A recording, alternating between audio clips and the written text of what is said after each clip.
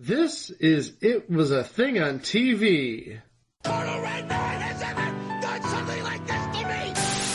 It's, time! Ladies and gentlemen, I give you the dregs of humanity! Episode 238, submission number 398, The Class. And just so we're certain, this is not the Doctor Who spin-off Class from 2016, nor is it the anthology series What Really Happened to the Class of 65 from 1977, nor is it the Head of the Class reboot on HBO Max from last year. But they will be covered in future entries. Yes. Anyway, The Class aired on CBS from September 18th, 2006 to March 5th, 2007 for a total of 19 episodes.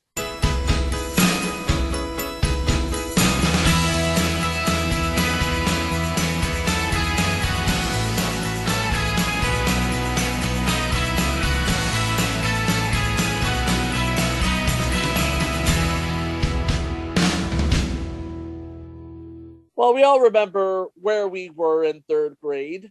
I was at George C. Marshall Elementary in what is now Seaside, California. And if you listen to last week's episode, apparently Greg was running around with his ass sticking out in third grade. Damn you, Mr. Bogus! And that animated cell you bought. No, not you bought that you showed us, Chico. Why'd you have to show it to us? I don't know. Why? We don't know a lot of things about Mr. Bogus.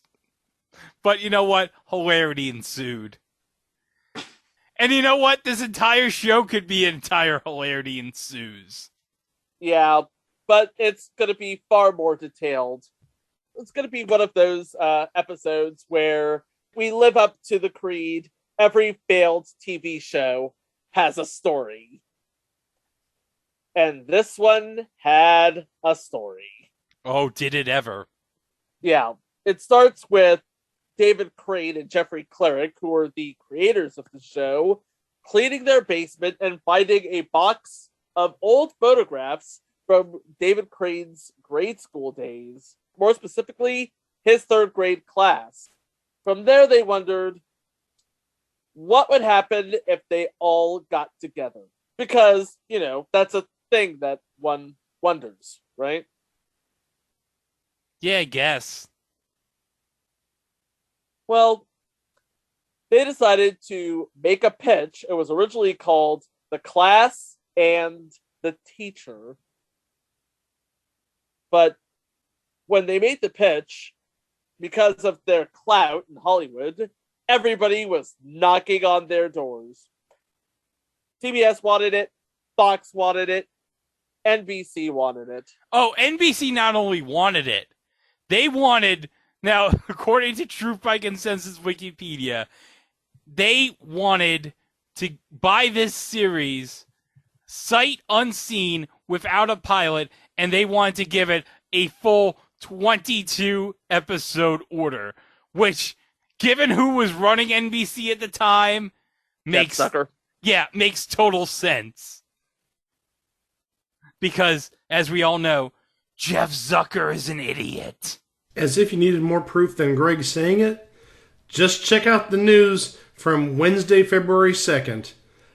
Jeff Zucker resigned as CNN's president. He did bad things. Yeah, this would be unheard of back then, but nowadays people order TV shows without pilots all the time. Oh yes, it happens now constantly, especially in an age of streaming.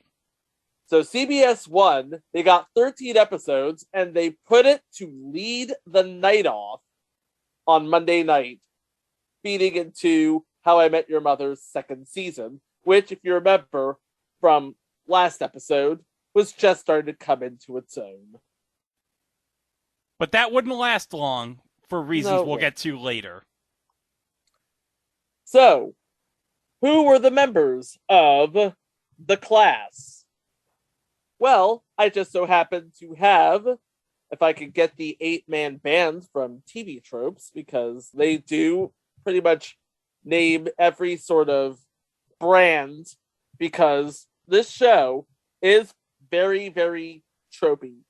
Yeah, it's not like a 3-man band. Apologies to Drew McIntyre, Heath Slater, and Jindal Mahal. Yeah, this is an 8-man band. We have Ethan Haas, the guy who is pretty much getting the entire class together. Well, the 8 in this series anyway. Played by Jason Ritter. And of course, Jason Ritter is the son of legendary actor John Ritter. And you would have remembered him as Kevin from Joan of Arcadia, Sean in future installment The Event, and as the voice of Dipper Pines on Gravity Falls. Yes, Gravity Falls, but oh, Chico, you mentioned The Event. You know, to this day, we still have no idea what The Event was. What's The Event? I don't know. And you know what, to be quite honest, who the hell cares? Who cares? And then we have the cynical brooder, Cat Warbler, played by Lizzie Kaplan, who would have just come off of Related on the WB, and who you might remember as having somewhat of a really good career with films like Mean Girls and Cloverfield, and also in a little-known TV show, you may have heard of it, called Masters of Sex. And Party Down. Don't forget about Party Down. I'm not going to forget about Party Down. Oh, yeah.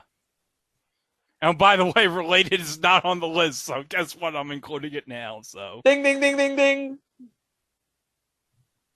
Playing her more chirpy, optimistic fraternal twin sister, Lena Warbler, would be Broadway and stage veteran Heather Goldenharsh. Really, she's more of a stage actress than anything else. Yes. She was in one episode of Sex and the City, one episode of Law & Order Criminal Intent, one episode of SVU, one episode of Modern Family. Oh, and we're going to get to Modern Family in a bit. And that's it. But she did win a Theater World Award for her debut performance on the New York City stage, so... Oh, that's good. Yep, she is no slouch. And then we have the quiet, unassuming, down on his luck, borderline suicidal until he meets Lena Warbler again, Richie Velch, played by Jesse Tyler Ferguson, who you might remember from a really minor role on a really minor ABC series called Modern Family. Yeah, I just mentioned that. Right? Don't know whatever happened to him, so... No clue whatsoever. Then we have one of the popular boys from the 3rd grade class, Duncan Carmella. Oh, hold up, Chico. Let's just say we talk about some of the most famous people that have ever been mentioned on this podcast. Could we put this guy in the top 10? I believe we could put this guy in the top 10 because Duncan is played by John Bernthal, who is a noted member of the TV side of the Marvel Cinematic Universe. Let's just say he owns every gun in the universe and can kill you with them. And will punish you. Very much so. Well, we say the TV side of the MCU, but let's be honest, considering that they've been bringing some of the Netflix characters slowly into the MCU now, with Vincent D'Onofrio as Kingpin and Matt Murdock, played by Charlie Cox in No Way Home, yeah, we'll see the Punisher at some point. We want to see the Punisher at some point. And I'm looking at John Bernthal as Duncan, and John Bernthal as Frank Castle. Those are polar opposites, people. Oh, polar opposites, definitely. And then we have Nicole Allen, nay Nicole Campbell, who was a pretty woman who was popular in high school, who fell in love with Duncan, was his prom date, and, well, it didn't end well. Didn't end well. Well, actually, he dumped her on Valentine's Day. Oh. But we'll get to somebody who got dumped on prom later. Okay. Yeah.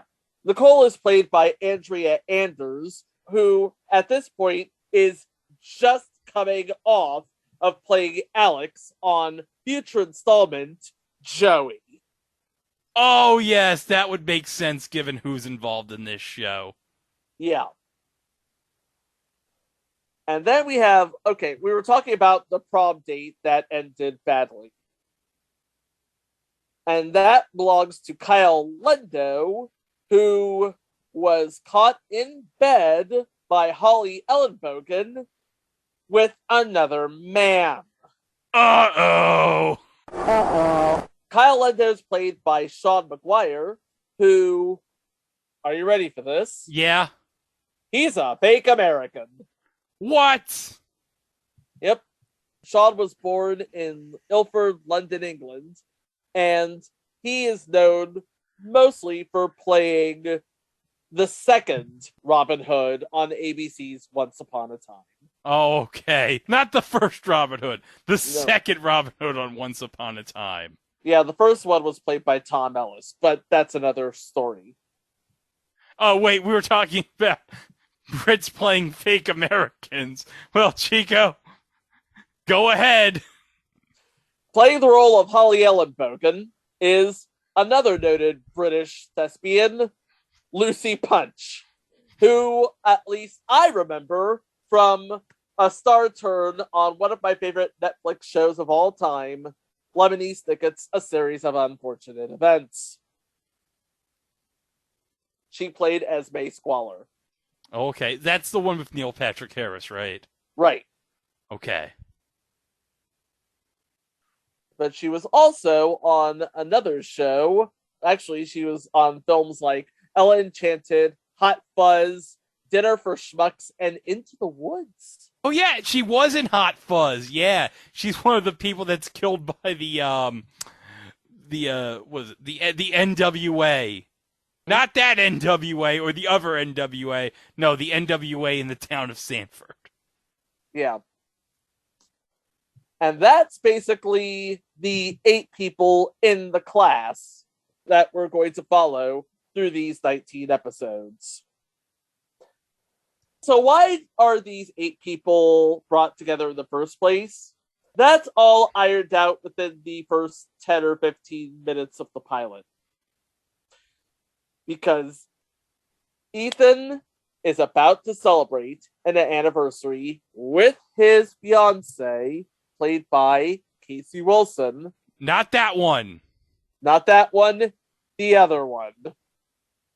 And again, all of this is sussed out in the pilot. In fact, the description is, a group of young adults rediscover each other 20 years after they originally met in the 3rd grade. In the premiere, Ethan's fiancée leaves him, declaring that she can't deal with his dramatic, overeager expressions of love. Impressed by Alina's defense of Ethan, Richie ends up leaving the party with her. Now, Richie, when he gets the call to go to the party... Here, let me explain. He's going to commit suicide. He's going to OD on taking pills. And then he gets the call and he's like, I guess I better answer this call. Comedy!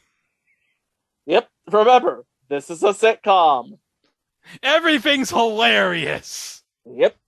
So Ethan invites Richie. He comes to the party.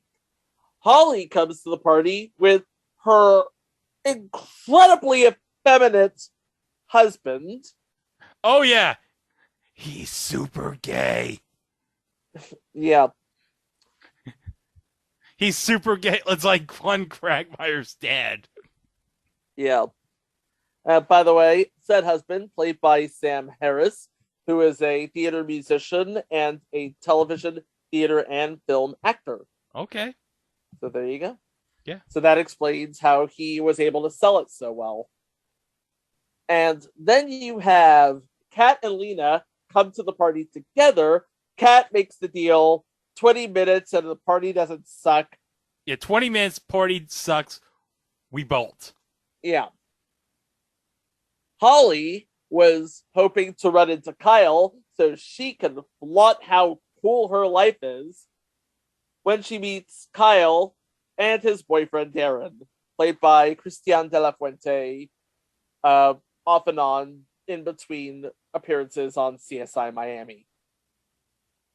True story. He's a tech on CSI Miami. Yeah! Okay, and then you have Nicole, who is a trophy wife, the constantly put upon trophy wife of former pro football player Yonk Allen. Oh, and who plays Yonk Allen? Hey, it's somebody we mentioned back in episode 87, David Keefe. Because he was on previous installment, Co-Ed Fever.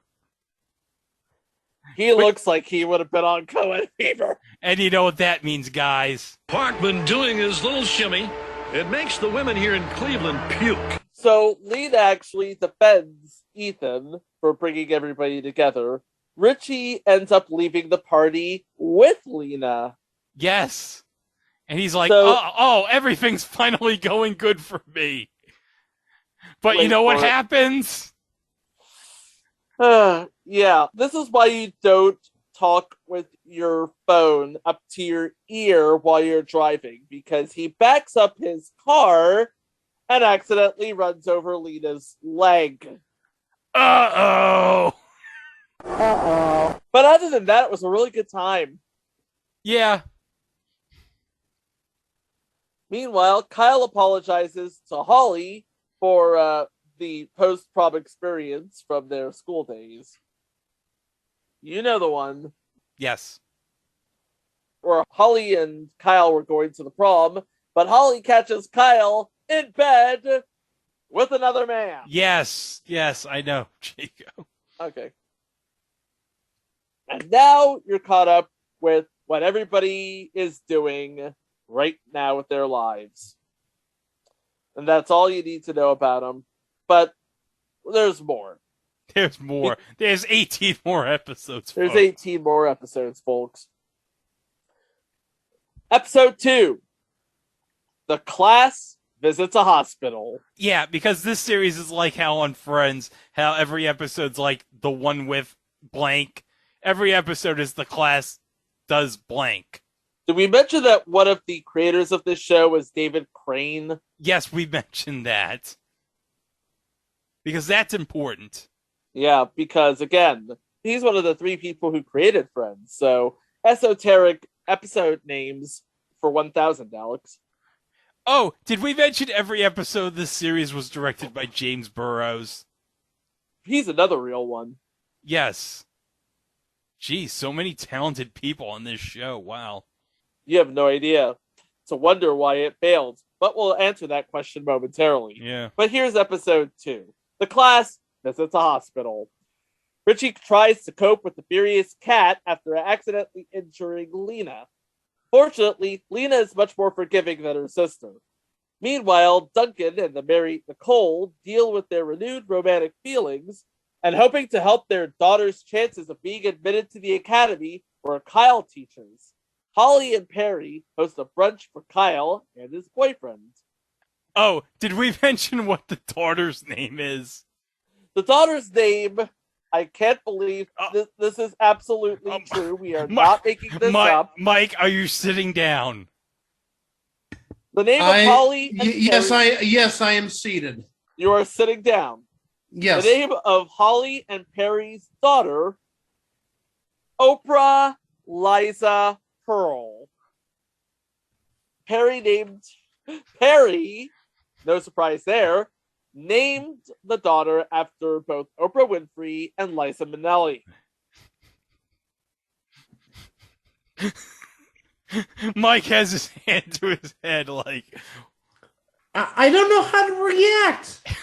This is one of those moments. If I had glasses with me, I'd take my glasses off and just bury my head in my hands. I really, the Oprah side I get, and also wasn't this around the time that Liza Minnelli and her then fiance yes! they had the reality show on VH1?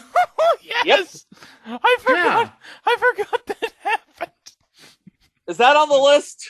Oh, God, no. No, don't do Do that. we want it on the list is a better question. That is a better question. I think we know the answer to that.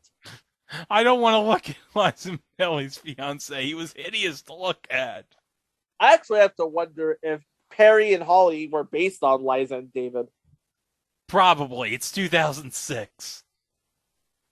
There you go. Episode 3. The class learns about hurricanes.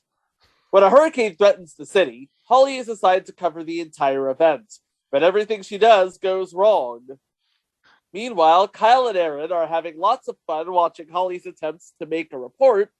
Kat is surprised to find that Ethan fondled Joanne's stuff. Oh! Yeah, she finds this out after A, she delivers him a muffin, and B, she takes her top off. Oh, yeah! Yeah, it does happen in this episode. Because remember, she was in that storm and she's all wet, and so's the muffin. Woo! The actual muffin, Greg. Oh, okay. And after that, then she takes her top off. Yeah. But things might not be what they seem. Meanwhile, Duncan wants to spend more time with Nicole. Remember, Duncan is a contractor, and Nicole's house. Yeah, her house Her is house. like so crappily built. It's what you would call in 2022 a fixer-upper. Oh, where's Chip and Joanna when we need them? We can't afford Chip and Joanna, and we'll get into why momentarily. So we get Duncan. Meanwhile, Richie ends up going to the hospital to see Lena. Funny story about how Richie goes to the hospital to see Lena. Oh, yeah. He feels so bad that he ran her over and broke her legs that he's actually gonna try to OD again, and then oh no. Oh no. He overdoses on sleeping pills, which is odd because I don't think he fell asleep. No, the sleeping pills, they did not do a good job, Chico. No, they did not. And it all plays out in the beginning of the episode where he takes the pills, he realizes Lena's calling him. Yeah, he calls 911 because he wants to know what hospital she's at so he can be at the hospital. And also maybe do something about the fact that he took a whole lot of sleeping pills. Oh, that too. Oh, and wait a minute. We forgot the best part of the episode, Chico. Yeah. As they're leaving the hospital. Okay. Chico, do you want to describe what happens after they leave the hospital? She goes flying into a Prius and breaks her other leg. Yes! That happens. Because remember, there's a hurricane going on. Yeah. In total, they end up breaking 52 of her bones. 52 of her bones that he's responsible for. Richie, what the hell is wrong with you? And Richie's like, you don't want to be anywhere near me. I'm a jinx. But you know what? Lena takes it with you know what? I admire Lena. She's a positive person. Yeah. She takes it all with a very good humor. Yeah. We should all be like Lena. Yes. Yo, men, get you someone who looks at you the way Lena looks at Richie. Yes. Do that. Do that, folks. Episode 4. The class blows the whistle. When Duncan starts hanging around with Yonk, talking about video games and football, Nicole realizes that her worst nightmare is coming true. The former and the prospective current, or I guess I could say the current and the prospective future, are becoming buddies. So just so we are aware here, a former professional football player who makes boatloads of cash on not on a Dollar General level George Foreman grills, and Duncan, who still lives with his mother. Yeah, it's true. We didn't mention that. Yeah, he lives with his mother. Yeah. Now they're buddies. Now they're buddies. This is the weirdest love triangle ever. Weirdest or the sexiest? I don't know. I don't know. I don't know! Meanwhile, Kat tries to help Ethan recover, so she sets him up with one of her friends. And Holly becomes obsessed with trying to get her daughter Oprah in Kyle's school. So she starts interrupting Kyle and Aaron all the time and drives them crazy. And when we say all the time, all the Time. time. All the damn time. All the damn time. Use your imagination, folks. But, oh, wait a minute. Do we want to mention the big twist in episode 4? I think we have to. Oh, yeah. Because Richie and Lena go on their first date. Their actual first date. Their first Not date. like, not two people having coffee together. It's a date. It's a real date. But okay. Chico, do you want to mention what the big twist at the end of the episode? The big twist. The big twist? Richie has a wife. Huh? And she's played by Sarah Gilbert. What? And she's really angry. Oh, okay. Sitcom trope angry. Yeah, comic angry. Comic angry. Okay. Funny angry. Okay.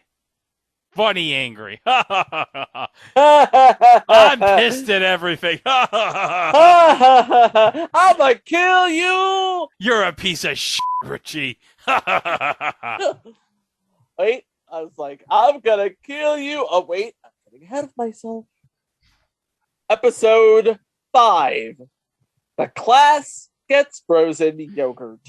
Ethan is challenged by Kat into testing every flavor of yogurt without buying any. Meanwhile, Kyle continues lying to Holly about her daughter Oprah not being accepted into the school he works in. And Lena returns to work but finds it hard to do anything because she can't control her wheelchair.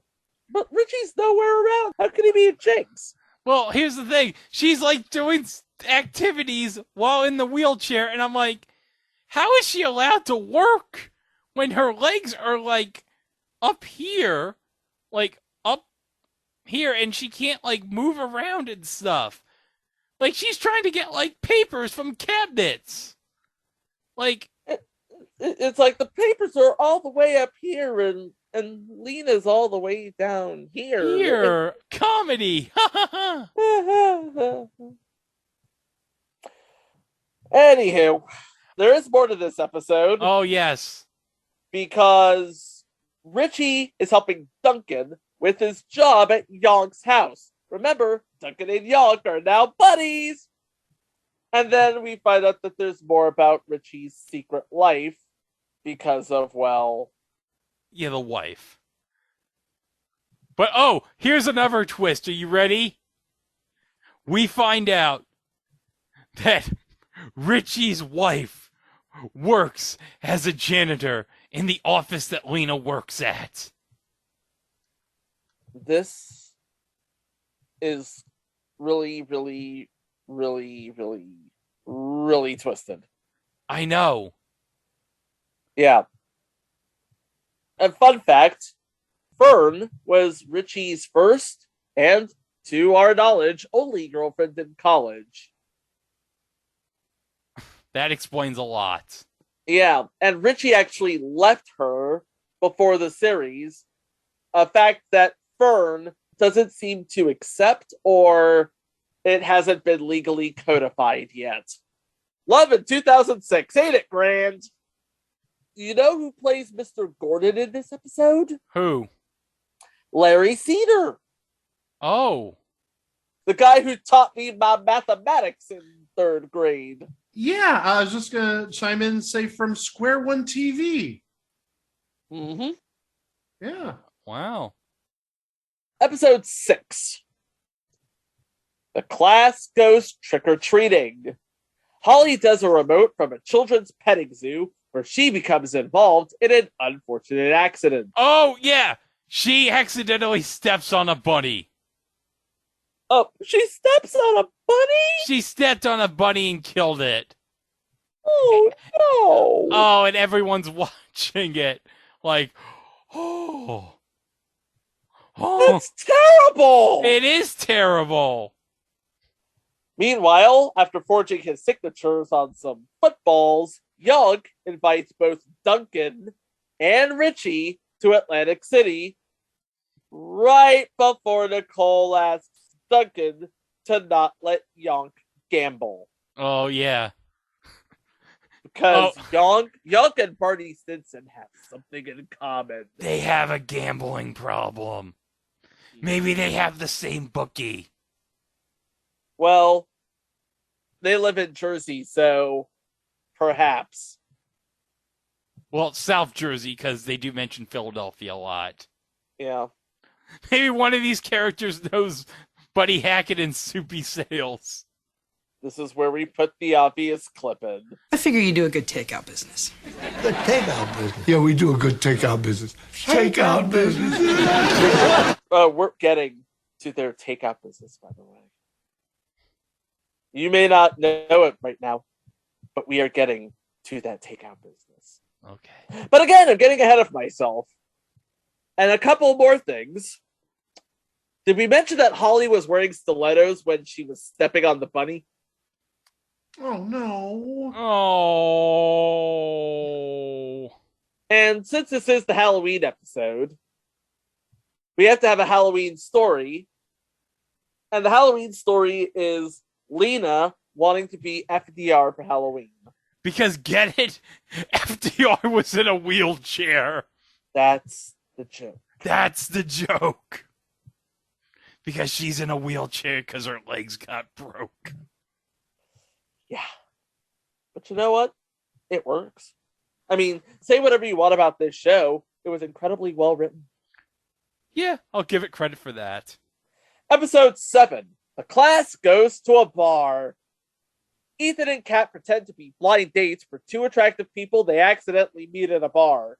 And Ethan isn't sure how to handle it when he starts developing feelings towards the person who thinks he's someone else. Oh, no. Oh, my. Oh, my. Elsewhere, Nicole has to decide whether to attend Young's charity event or go see Duncan's high school band. And holy, stop the presses, guys. What? Richie and Lena finally have a successful date. Oh, thank heavens. Yeah, if anyone was owed a successful date, it's those two. Oh. But hold up, Chico. Something happens at the end of the episode. What happens at the end of the episode? Oh. Vern asks Richie, oh, who's this Lena Warbler person? Uh-oh. Uh-oh. Yeah. We have a known commodity in this episode. Playing the role of Jeannie Colucci is Zoe Lister-Jones. And, oh wow, her credits are stacked. She was in Life in Pieces, New Girl, and Whitney. Oh. And also Delocated on Adult Swim. Okay. Oh, you mentioned Whitney. Oh. Yeah. Yeah. Please. Yeah. Stop talking about Whitney Cummings because Greg's just going to get more and more pain. Next episode. Episode 8. The class celebrates a birthday. Ethan, posing as Dan, attends a birthday party with Sue, unaware that he is going to Oprah's birthday party.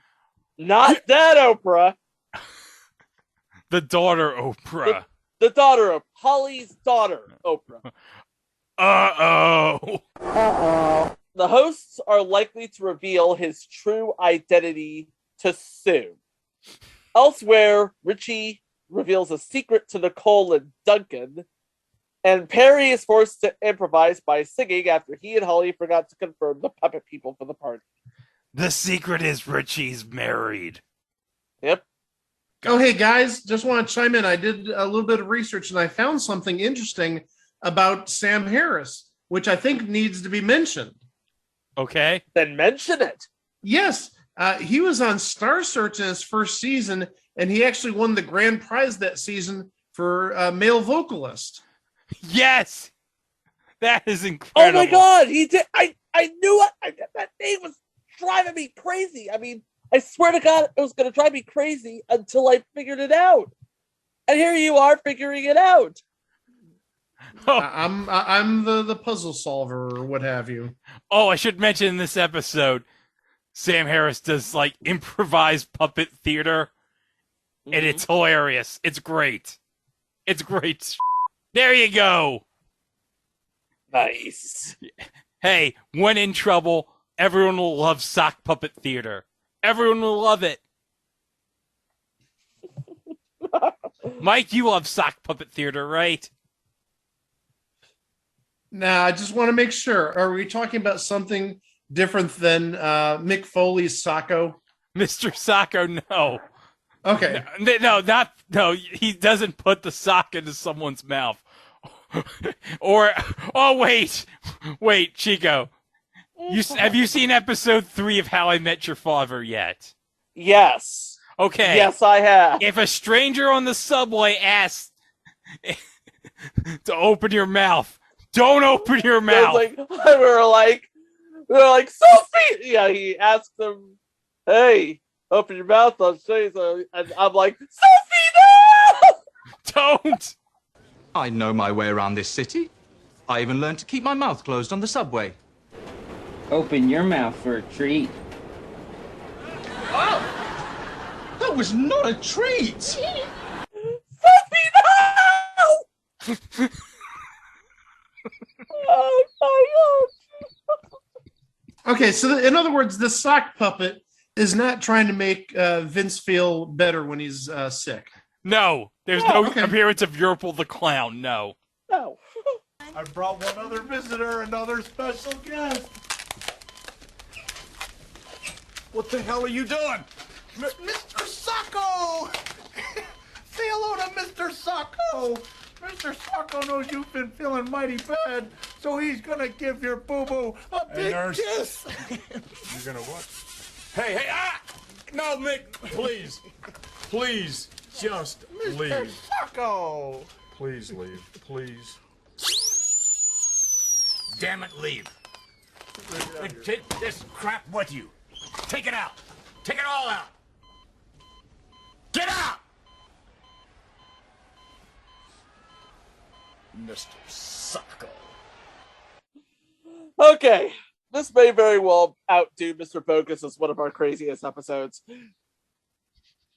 Hilarity's ensuing. Hilarity has definitely ensued. We talked about sock puppet theater with Sam Harris, and then we segued into talking about Mr. Sacco and that bum on How I Met Your Father who offered to open your mouth.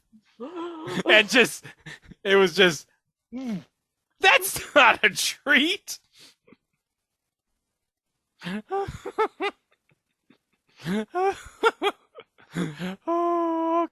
Did I mention at the end of episode 8, Richie was going to tell Lena how much he loved her, and then, guess who comes to Kat and Lena's apartment? It's Fern. And she's angry. She's angry, and she's going to let Lena know that he's his wife. Uh-oh. Uh-oh. Uh-oh. Okay. That leads us into, like we said, for all its shortcomings, this was an exceptionally well-written series. As evidenced by that episode leading to this episode. Episode 9, The Class Gives Thanks. Crushed by the news that he's married, Lena refuses to see Richie, who has finally got up the nerve to leave his wife. And by that, we mean legally. When Duncan and his mother are invited to the Allens for Thanksgiving dinner, his mother spills the beans that Duncan and Nicole were quite an item while they were in high school. Ooh. And when Holly invites her former boyfriend to dinner with her husband, he gets to give his partner a show in how true it is about women desiring to find a man much like their father.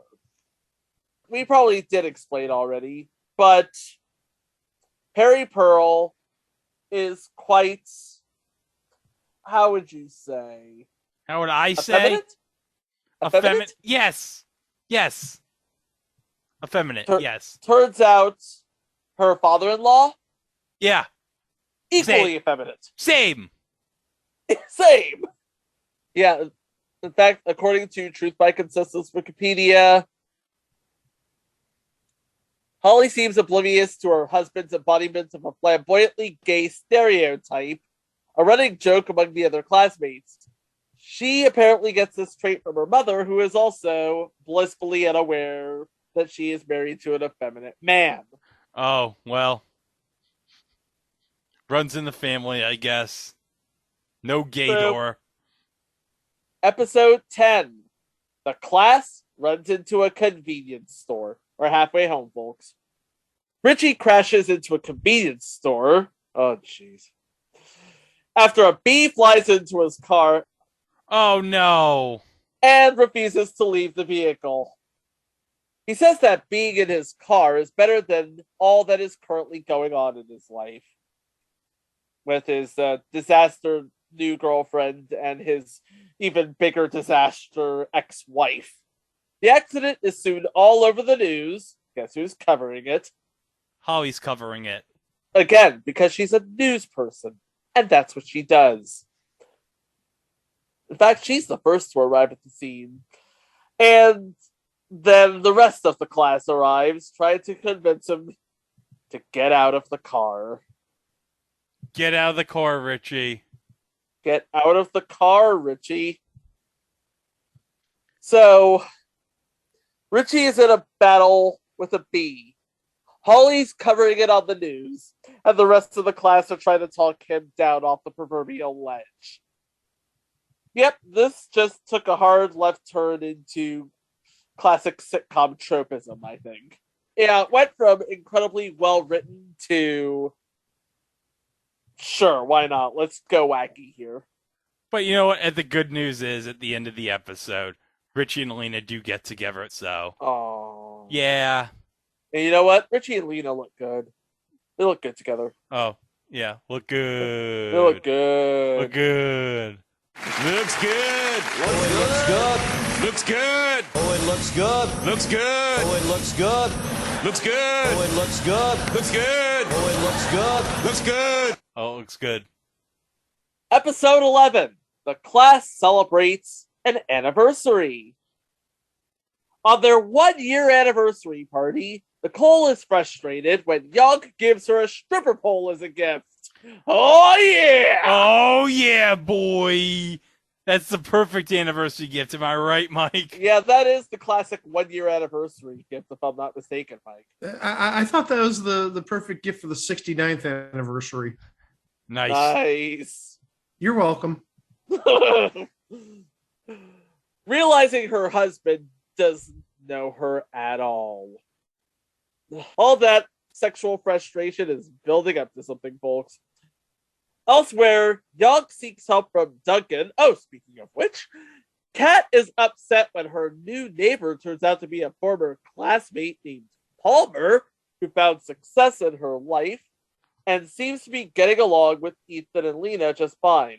And by the way, when we talk about a former classmate, Palmer is not in the class. Yeah. Yeah. Kat and Palmer went to art school together. Okay. Oh, I should mention Palmer is played by Jamie King. Yes. That Jamie King. That Jamie King, yes. By the way, Palmer is, again, a little too perky for Kat, but not for Ethan. And Richie, having, They haven't consummated the relationship with Lena, but he's working on that. Episode 12. The class visits a bad neighborhood. Oh, no. Yeah. Well, Ethan is seeking help getting over his relationship that imploded in the pilot, and it looks like Palmer's just the lady for the job. But then Ethan goes full Ethan. He decides to send her flowers to show how much he cares for her. Palmer doesn't seem to be happy about it. And then Ethan says that Kat sent the flowers. What? Wait for it. Oh. Kat goes along with this. Why? Only to help Ethan I'm getting there. She's trying to help Ethan and Palmer's relationship progress. Oh, okay. Yeah. However, this only prompts Palmer to confess that she has had a crush on Kat. What? Yeah. It's like Ethan and Palmer, they're hitting it off, but it turns out... Oh, Palmer was using him to get to her. Either that or she just rolls like that. Not that there's anything wrong with that. No. Not that there's anything wrong with that. No, of course not. Thanks, Jerry. Meanwhile, Richie returns home one more time to get his things, only to find his wife there. Uh-oh. Who finds out that there is another woman in his life. Uh-oh. Oh, no. Oh, no. Oh, yeah. Ethan uses Kyle as a buffer for Kat at a party, and the whole thing ends. Are you ready for this? Okay, how does this end? Fern basically calls up Holly and says that if she finds the two of them together again, she's going to kill her. Hello? Yes, this is Holly Ellen Bogan. I'm sorry, what? I'm gonna get you. Wait, hang on. Oprah, could you please keep it down? Mommy can't hear. I'm sorry, say it again. I'm gonna get you. Oprah, please! Forgive me one more time. I said I'm gonna get you. Now, I only got part of that. What are you gonna get me? Hello? Oh, guess I'll just have to be surprised. And this is where we get into the point where we all say every failed show has a story, because CBS gave this show a back six order. It would have a whole season of 19 episodes. But this was the last episode with Lucy Punch as Holly. So this was their way of writing her out. Well, they didn't mean it for that to happen. Presumably, she was going to come back. But yeah, CBS really wanted more episodes. But at the same time, the cost of producing this show was sort of getting nuts. So they halved the staff and they fired Lucy Punch. I guess I should say Lucy Punch left the series.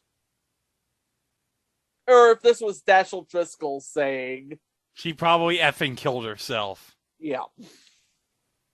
And we never see Holly Ellenbogen again. She probably beeping killed herself. I'll put your mind at ease. We do reference Holly later in the run. Okay. So, she's okay. But we also don't see Aaron anymore. He's always at work. This is what TV Tropes calls the Chuck Cunningham syndrome, and I will read it off of TV Tropes here. Holly Ellenbogen is last seen in the 12th episode, receiving a threat from Richie's wife Fern, who is also never seen again. There is no explanation given for her disappearance, leading to the unfortunate possibility that she may have been hurt in some way by Fern. A later episode does show Perry again, assuring viewers his wife is still alive by referring to her and calling her on the phone. So yeah, now we have a definitive before and a definitive after. So here is the definitive after. It begins with episode 13, The Class Hits It. Oh yeah, I see why it's called The Class Hits It, if you know what I mean.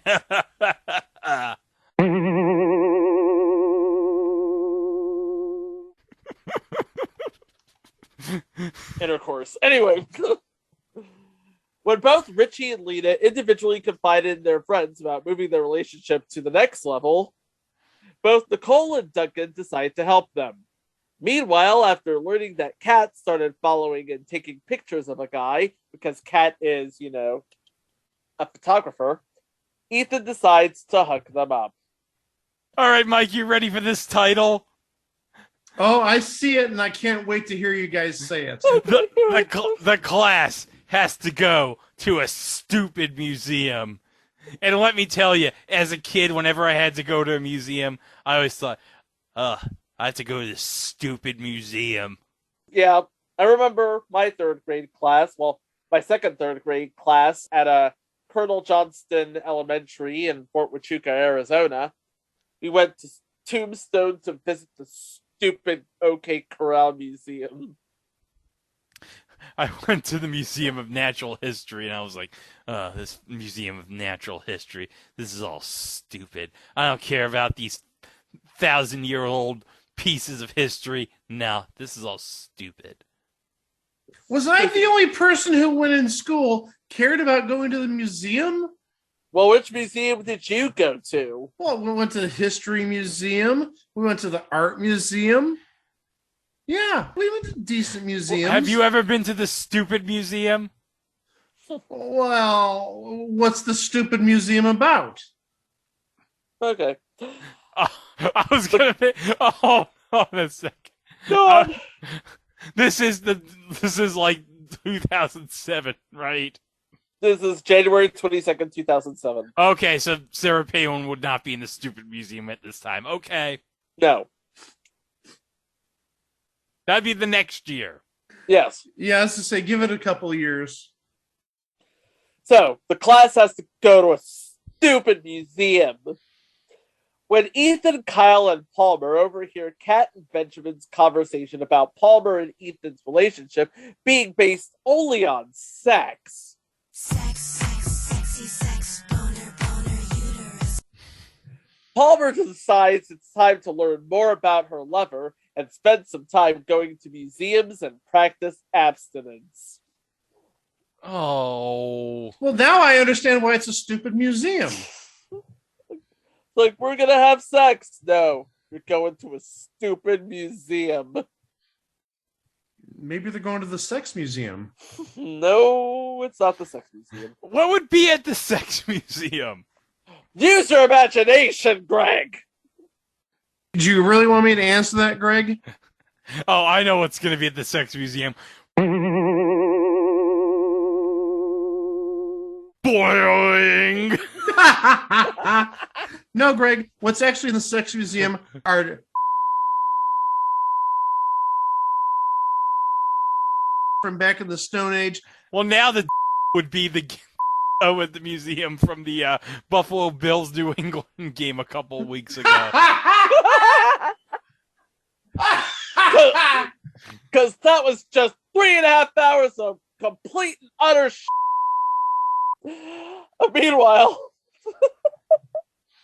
when Duncan goes out with an old school friend, played by Essence Atkins, who was on the pilot of future installment, or past installment, Saved by the Bell the college years, Nicole becomes jealous and tells Lena and Richie about sleeping with Duncan after Ethan's party. Oh. Oh, boy. Well, at least Lena gets out of her wheelchair in this episode, so it only took 13 episodes. Yeah, and to cut the budget because, reasons. Oh, yeah, because they probably can't afford the wheelchair anymore. They can't afford Lucy Punch and they can't afford the wheelchair.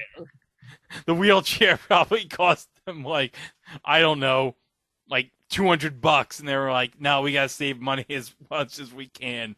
So this wheelchair out. From experience, since I have one, it's a little more expensive, but not much more. It was like $400 or $500. Okay. I have no idea how much wheelchairs cost. And yet they were still able to afford Lizzie Kaplan. Well, Party Down hadn't happened yet, so. Neither is Masters of Sex, so. Oh, yeah. Episode 15. The Class Eats Moroccan Chicken. We saw the sex thing? No. Oh, I never thought I'd ever see the term in a title of an episode, Moroccan chicken. Well, it's better than the Moroccan pasta from Peep Show. By the way, do not eat the Moroccan pasta from Peep Show. Oh, hold on. What day did this episode air, Chico?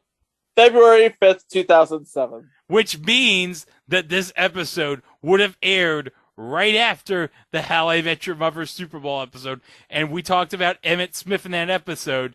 But there's another reason why we picked this episode following the How I Met Your Mother Super Bowl episode. And you're going to find out why in just a bit. All right. I know what it is, but I'm going to keep quiet. Okay. All right. So the class eats Moroccan chicken. Lena and Richie invite their friends over for dinner, and everything goes great until they get to taste Lena's inedible Moroccan chicken, and they have to eat it all so Lena's feelings aren't hurt. Oh, I've been there trying to eat something I can't stand, trying to pretend to like it. Uh-huh. Meanwhile, Nicole convinces Young to go on a diet, and he agrees only if she will do the same. And now, the moment you've all been waiting for. Drum roll. Playing himself on this episode of The Class that aired right after the Super Bowl on CBS. NFL Hall of Famer, legendary wide receiver, Jerry Rice. Yeah! Hey, whose Ferrari's in the driveway? It's Jerry Rice's. He and Yonk are working on some speech for a charity thing they're doing. Hold on, Jerry Rice is here? Yeah. So, like, you and I are under the same roof as Jerry Rice? Yes. So, like, if this place fell down on us, then I would be trapped under the same rubble as Jerry Rice? Yeah, but they'd probably rescue him first. I would want them to. All right, let's get out of here. Oh, Jerry, it's my friend Dunk. How's it going? Wow, it is awesome to meet you, man. I am oh, man. Sorry, it's my mom. She's not gonna believe who I'm talking to. Ma, guess who I'm with? If you could just say hi. How you doing? Guess who that was? No. No. No, why are you guessing dead people? just tell her who you are. I'm Jerry Rice. No, that's not a hint. She's still guessing. Sugar, we're out of here. You have fun at your little dinner party. Oh, okay, and I want you to have fun too, but remember, healthy choices. Oh, come on. I mean, we're going to a steakhouse. I beat Jerry at pool. He has to buy me a steak. Well, I'm sure he wouldn't mind buying you a nice piece of salmon. I'll be happy to buy the little lady some. Man, I'm never going to hear the end of it. No, that's not true. Jerry, please. This is about my husband's health. I'm sorry. Thank you. Now remember, this one is on me, so you don't have to bring your purse. And you know what? It makes sense because, hey, Emmett Smith and Jerry Rice, they were both on Dancing with the Stars. Yep. Emmett Smith did a little bit better, though. He did do a little bit better than Jerry Rice. But you know what? He won. Yeah, he won. But you know what? Jerry Rice, at least he got that one doggy football game on the Wii. I was just going to mention that! I was literally just going to mention that right now. Jerry Rice and Nidus's dog football. An actual Wii game. And it's so hilariously bad. Folks, you need to have this game in your life because it's so hilarious. Oh, someone get him! Someone get him! He's no! sprinting. He's prancing his way across the finish line. I hate this game. Yeah, I do too. I hate it. Honest. I hate it. I really do too. I hate it. I hate you, and I hate the game. Yeah, if we ever do a video game spinoff, that may be episode 1 right there. Jerry Rice and Nidus's dog football. And not only that, but instead of a first down, I think it's like first bark. Oh my gosh. I think our podcast has finally hit like the bottom of the barrel. We've talked about Jerry Rice's dog football. On the Wii. Yeah. Oh my gosh. You think, no, Mr. Bogus was the bottom of the barrel. We're just going even lower to the depths of the earth now. Yeah. I think we're going to the sub-basement, okay. Yeah, we're going to the bomb shelters where we're going. Oh, did you say bomb shelter? I said bomb shelter. Well, at least you're not in Kansas, right, Madeline? Oh, my, looks like it's raining in Kansas. No, that's just a little bit of dirt. I'll just pass it right. Oh, there's no Kansas. Oh, my, that looks like the day after.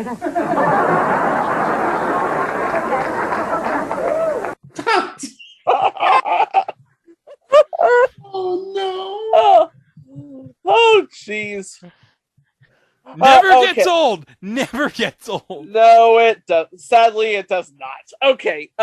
One of the people in this episode is actually a recurring character, Benjamin Chow, who is played by Trent Ford, who is an American-born British actor and model, who is actually from your neck of the woods, Mike. Okay. He's from Akron, Ohio. All right. And you probably know him from 6 episodes of The West Wing as Jean-Paul. Okay. Oh, and he was in an episode of that 90210 CW reboot as fashion design instructor. Yeah. Ooh. Oh, wait. He was Mr. Was it? He was Mikhail Spitlick on Smallville. On Smallville, yeah. Yes. And you know who else played that character on Lois and Clark, Chico? Howie Mandel. Yes. You know who played him on Supergirl? Who? Tom Lennon. That's great. Tom Lennon. Okay. Do we have any more to say about this episode? No. No, right. we do not. Okay, we peeked at Jerry Rice and Nidus's dog football in that episode. Let's go to episode 16. Episode 16. 4 more episodes, kids. The class has a snow day. On Valentine's Day, a terrible snowstorm hits Philadelphia, disrupting everyone's plans. Perry, who is redecorating Yonk and Nicole's house, has to stay with Nicole and Duncan and decides to make a meal for them while waiting. Oh. Kat and Kyle end up stuck at Ethan's, and Ethan tries to get rid of them to spend time with Palmer, while Richie has trouble trying to come to Lena's. So, would this count as a bottle episode? I want to say this would count as a bottle episode. I guess. Because you're basically using just the house pieces. Yeah, probably trying to save as much money as they can. They have to. The network needs to cut the fat. Episode 17. The class springs a leak.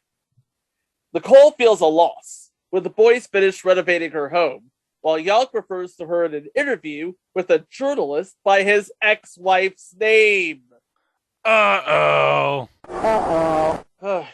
This guy, Yonk.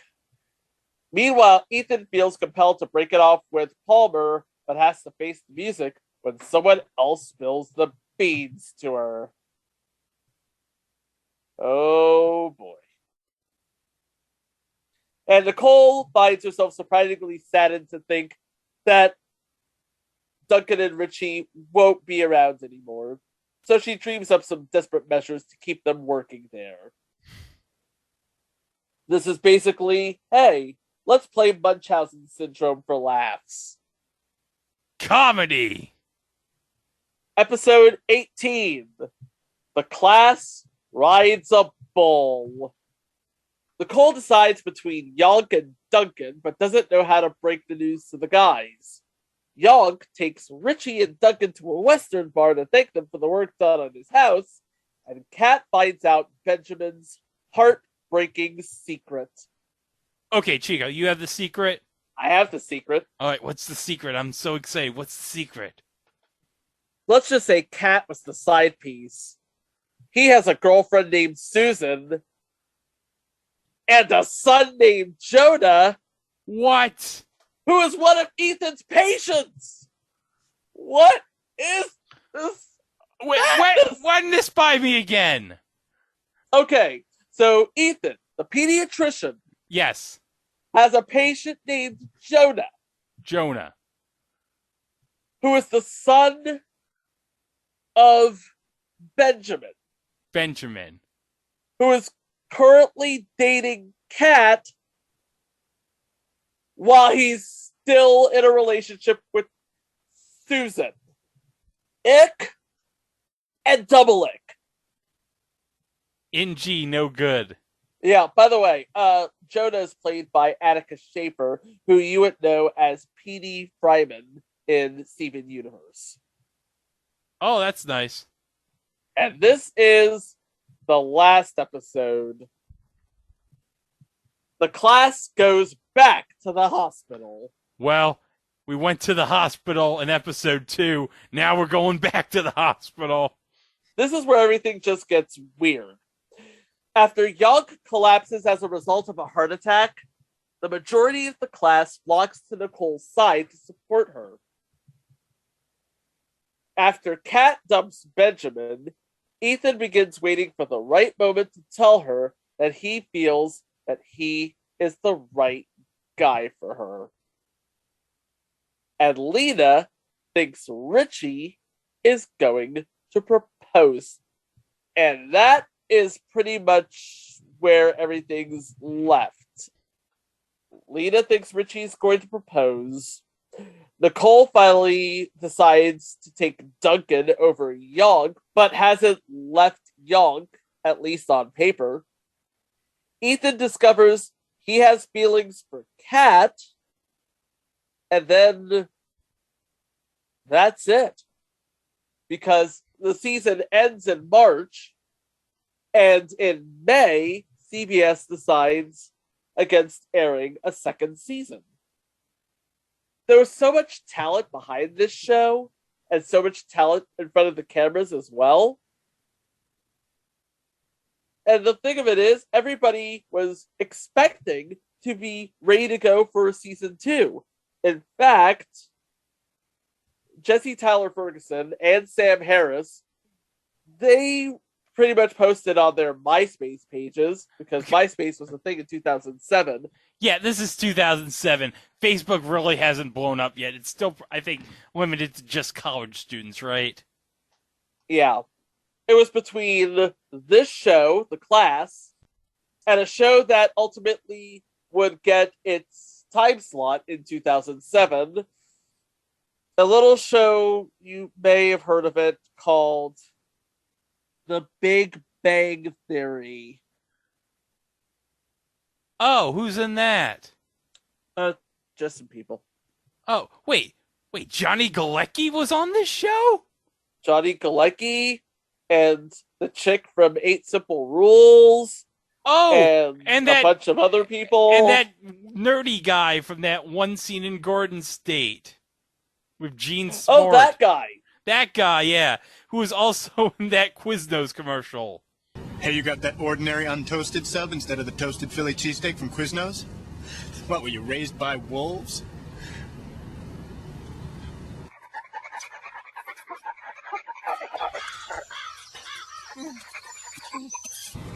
Yes, I was.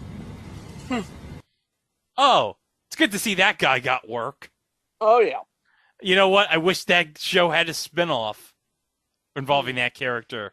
Yeah, involving that character as maybe a young person. Maybe a person who goes to college as a kid. That would be a great show. I think that would work. That would have. I think in another universe that would have worked. But back to this show. Of course, this is the infancy of the internet, and when word gets out, the fans rally to the cause. The fans did rally to the cause, sending CBS recipes and samples of Moroccan chicken. Jeez! No, not cheese, Moroccan chicken. I said, oh, jeez. Yeah.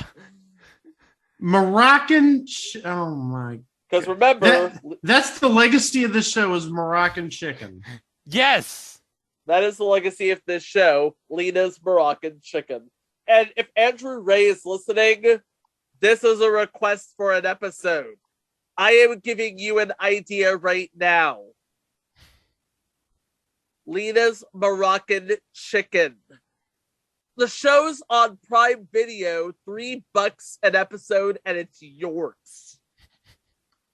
It's also on iTunes, Google Play, and the Microsoft Store, so... Yeah, you can buy the entire series for $20 if you want, so... Hey, as long as you give us a shout out. It was a thing on TV.com. It's all good. It's all good. Oh, did I mention that The Class was also the first sitcom to have a live table read session and a live rehearsal online on the internet? This was when social media actually became social media, wasn't it? Yes. Yeah, this is like early... I don't think this was YouTube. I think it might be... I don't know. I think it was on the show's official website. Because YouTube's really not that big yet. It's really just people posting, like, videos breaking copyright and stuff. Like, Google has just bought YouTube at this point. So Google's trying to figure out what to do with YouTube and everything, so...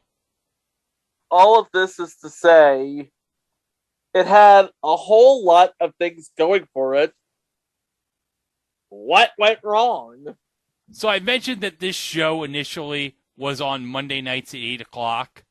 Now, as I mentioned, CBS picked this up before they even saw the pilot episode, basically due to the reputation of the creators of the show. Yeah. So after a couple weeks, because of the disappointing ratings, and also because it was affecting How I Met Your Mother, because remember, How I Met Your Mother was like a critical darling in season 1. They didn't want it to hurt the numbers and the ratings of How I Met Your Mother. So starting on October 9th, they reversed time slots. So How I Met Your Mother went to the 8 o'clock time slot, where it basically stayed for the remainder of its run on Monday nights. And The Class was at 8:30. So because of that, the ratings started to steadily improve for The Class.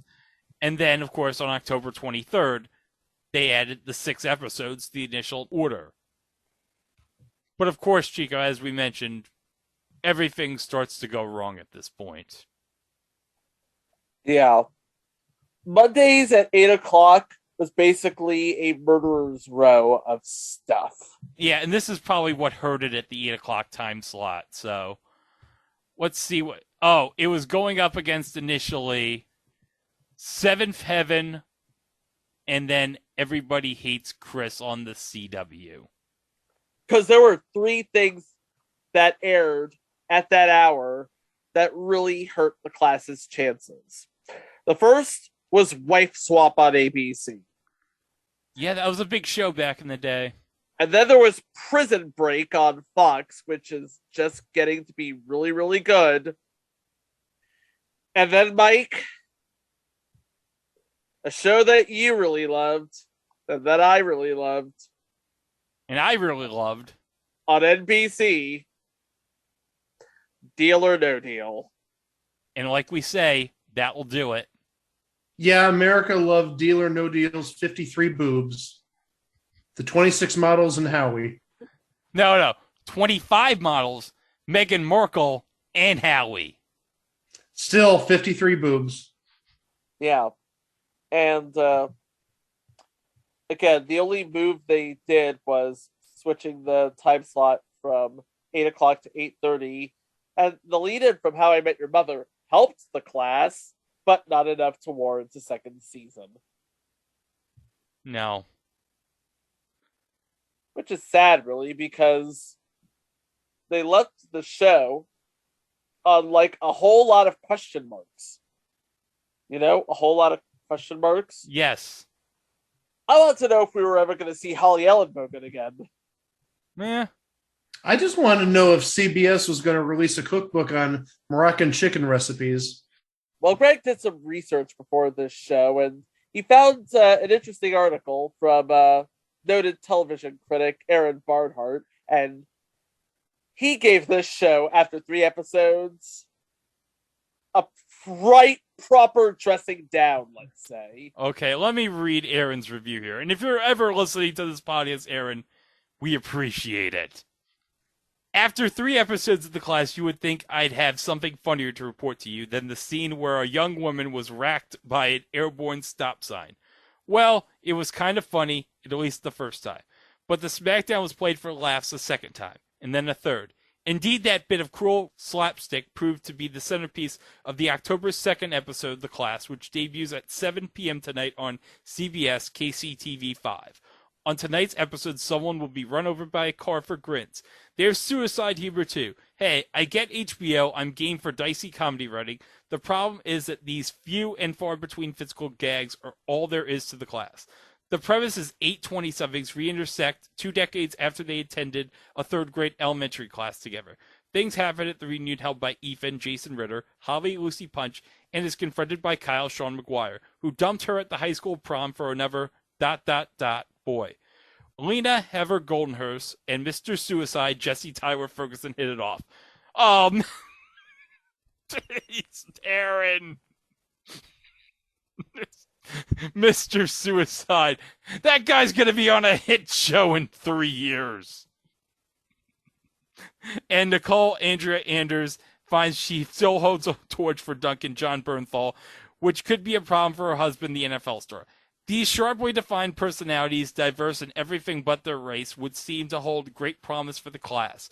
It has a fine pedigree. Friends executive producer David Crane co-created it, and it's airing on CBS's unstoppable Monday night lineup. But the punchlines fell flat more often than not. There was way too much time spent making fun of Holly's broken gaydar, and as gratifying as it was to see spoiled kids half my age getting clobbered, it got old fast. After 3 episodes, I'm tired of waiting for The Class to improve its grades. So, damn, Aaron. Damn. Tell us how you really feel. That's it. That was The Class. I mean, everybody on The Class went on to bigger and better things. Holly became the significant other of a despicable uncle on Netflix. Lena became an award-winning actress on Broadway. Kat became a master of sex. And a waiter. And a waiter. Ethan went on to Gravity Falls. And Raising Dion. And Duncan became the Punisher.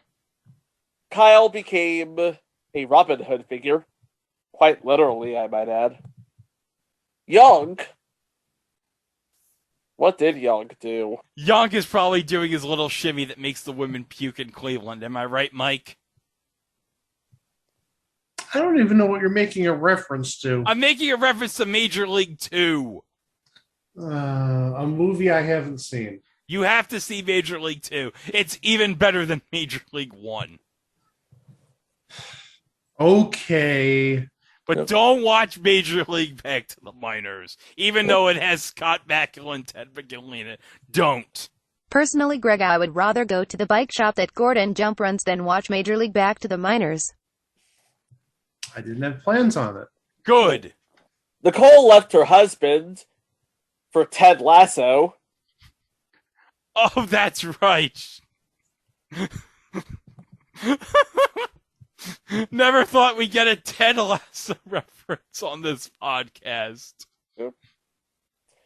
Richie's wife went on to host a talk show with that news lady on CBS and Big Brother. Tell me I'm wrong.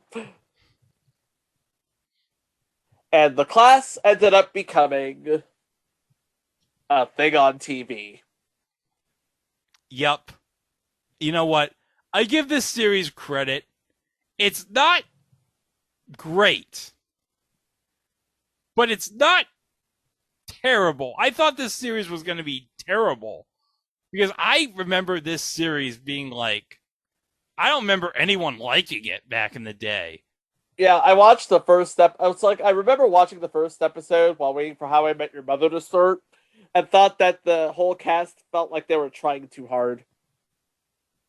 And I guess that is true. But seeing as how most of the cast ended up doing bigger and better things, it's like, yeah, you can see like why these people were cast in this show. So that's all we got to say about The Class. But you know what?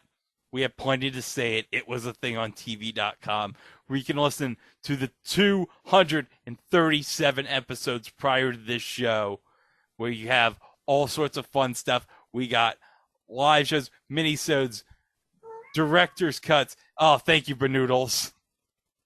And Oh, you heard the cats. Yes. Oh. Can we just take a moment to appreciate Benoodles here? Yes. Let's appreciate Mike's cat. And also, we got the Wednesday drops at PlayStation Nation. I always forget what we did last week. Oh, Mr. Bogus. Hilarity ensued, Greg. Hilarity ensued. How could I have forgotten about that? And whoa, Brotherly Love. Yep. And I think the How I Met Your Mother Super Bowl episode will be in that drop too. So because it is getting close to that time. And while we're on that subject, we got a couple of entries involving that subject. First of all, last year we did the Super Bowl 23 halftime show. Yeah, and we with thought Elvis Presto. Elvis Presto. We thought, oh, this is the dumbest shit ever. Well, guess what? It turned out the dumbest shit ever was 3 years earlier. And it was so bad. How bad was it? Pete Rozelle said, we're never having this group again. We're never having them again. And the thing is, they had been in Super Bowl halftime shows in the past. Uh-huh. So how bad was it? Well, you'll have to find out next Monday. But on next Thursday on our Podbean feed, guys, it's been a long time. But you know what? We're going to do a special episode dedicated to a series of Super Bowl local commercials done by someone we covered all the way back in Hometown Commercials Volume 1 in episode 98. And that's all coming next week right here on It Was a Thing on TV. Thanks for listening. Please be kind to each other, and we will see you next time. Wow! I hope you guys have a pen and paper handy, because I've got a little list for you, okay? Okay. 1 pound skinless, boneless chicken breast meat cubed, 2 teaspoons of salt, 1 onion chopped, 2 cloves of garlic chopped, 2 carrots sliced, 2 stalks celery sliced, 1 tablespoon minced fresh ginger root, half a teaspoon of paprika, 3/4 of a teaspoon of ground cumin, half a teaspoon of dried oregano, 1/4 teaspoon of ground cayenne pepper, 1/4 teaspoon of ground turmeric, 1.5 cups of chicken broth, 1 cup crushed tomatoes, 1 cup canned chickpeas drained, 1 zucchini sliced, and 1 tablespoon lemon juice. Prep it for 10 minutes, cook for 30 minutes, and you'll have 4 servings of the perfect Moroccan chicken. Mmm.